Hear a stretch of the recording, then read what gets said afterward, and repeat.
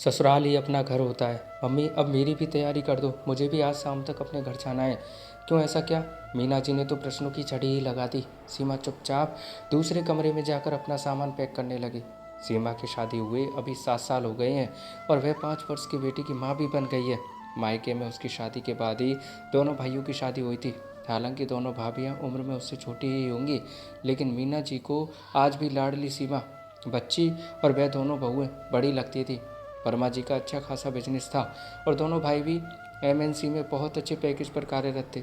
अतः विदा के समय सीमा को दहेज में बहुत कुछ दिया गया था। नकचड़ी सी सीमा कभी भी अपने ससुराल में एडजस्ट नहीं हो पाई। उसे ससुराल के नियम कायदे बिल्कुल पसंद नहीं थे और देवर के कॉम्पिटिटिव एग्ज़ाम थे और सीमा को अपने स्पीकर में ऊंची आवाज़ में गाने सुनने थे।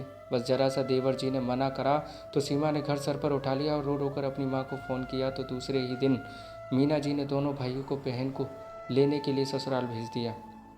मायके में भी उसकी लीडरशिप ऐसी ही चलती थी। शुरू शुरू में तो बड़ी भाभी सीमा की हर बात से परेशान हो जाती थी, लेकिन धीरे धीरे उसने भी सीमा का कुछ भी सुनना छोड़ दिया।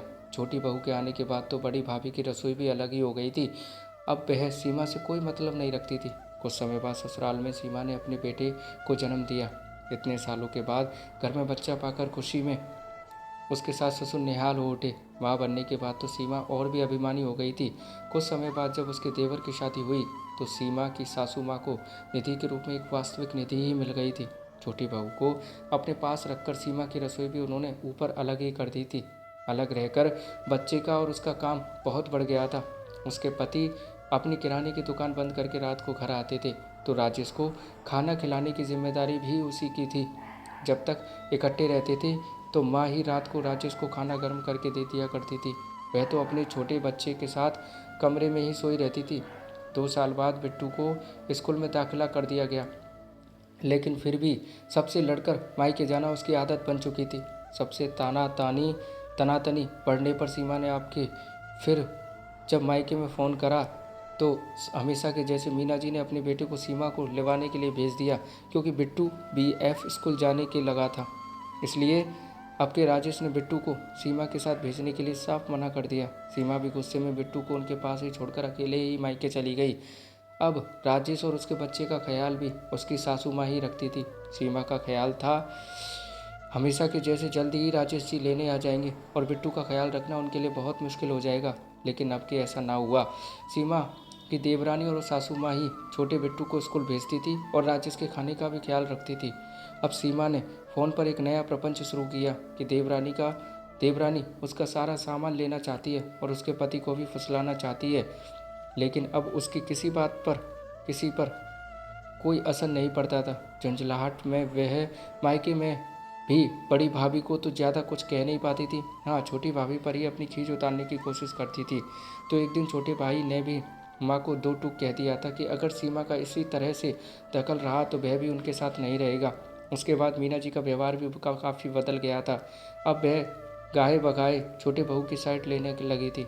आज जब अपनी एनिवर्सरी पर छोटी भाभी अपने पति के साथ बाहर घूमने जा रही थी तो सीमा चिल्लाकर बोली, मैं कोई नौकरानी थोड़ी ना हूँ कि सारे घर का काम करूं और यह महारानी घूमने चली जाए। इससे पहले कि छोटी बहू गुस्सा होकर कोई जवाब देती, बड़ी भाभी ने अपनी देवरानी छोटी भाभी को प्यार से एनिवर्सरी के लिए गिफ्ट दिया और उसे समझाते हुए कहा कि तुम सीमा की कोई भी बात को सीरियसली क्यों लेती हो? तुम अपने मज़े करो। यह तो अपना घर और अपने बच्चे ही नहीं संभाल पाई, इससे तुम और क्या उम्मीद रखती हो? सीमा ने दोनों भाभियों की बात सुन ली थी। शायद पहली बार उसे एहसास हुआ कि ससुराल ही अपना घर होता है। छोटी भाभी भी छोटे भैया के साथ घूमने के लिए चली गई। कमरे में आकर आज उसे ससुराल में किया गया अपना सारा व्यवहार चलचित्र के जैसा घूमता हुआ दिखा। घर में दोनों भाभियों का प्रेमपूर्ण व्यवहार उसको बहुत कुछ समझा रहा था। रोते हुए उसने राजेश को फ़ोन करा और कहा, मैं घर वापस आना चाहती हूँ, मुझे ले जाओ। राजेश तो शायद इंतज़ार ही इसी दिन का कर रहा था। उसने शाम को आने का वादा किया। मीना जी से जब उसने कहा कि मैं आज ही घर जा रही हूँ तो मीना जी मन ही मन अपनी बेटी के सुखद भविष्य की कामना करते हुए यही जानने की कोशिश की कि आखिर उसे हुआ क्या है, लेकिन फिर भी उनके चेहरे पर संतुष्टि के भाव थे कि उनकी बेटी भी अपने घर में जाकर अच्छे से अपनी गृहस्थी बसाएगी। तो दोस्तों, आपको क्या लगता है, क्या सीमा का ऐसा करना सही था? कमेंट में बताइएगा। और ऐसे ही दोस्तों सास बहू की अच्छी अच्छी कहानियाँ सुनते रहने के लिए चैनल को ज़रूर सब्सक्राइब कर लीजिएगा। और थैंक यू दोस्तों।